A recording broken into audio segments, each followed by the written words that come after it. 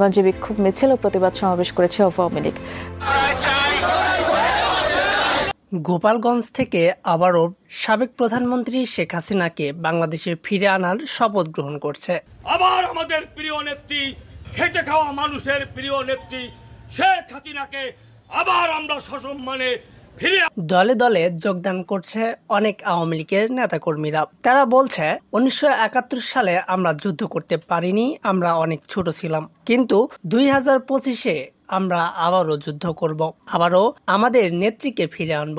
অন্যদিকে আওয়ামী লীগের নেতাকর্মীরা আরো দাবি করে যে বাংলাদেশের সবচাইতে বৃহত্তম দল হচ্ছে আওয়ামী লীগ। এই আওয়ামী লীগ ছাড়া বাংলাদেশের নির্বাচন সঠিক হতে পারে না।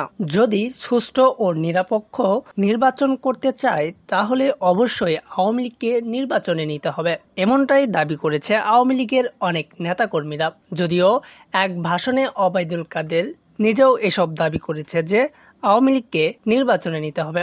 দর্শক, আওয়ামী লীগকে নির্বাচনে আনলে জনগণ কি তা মেনে নেবে? বিস্তারিত কমেন্টস বক্সে বলুন। আর এতক্ষণ আমাদের সাথে থাকার জন্য ধন্যবাদ।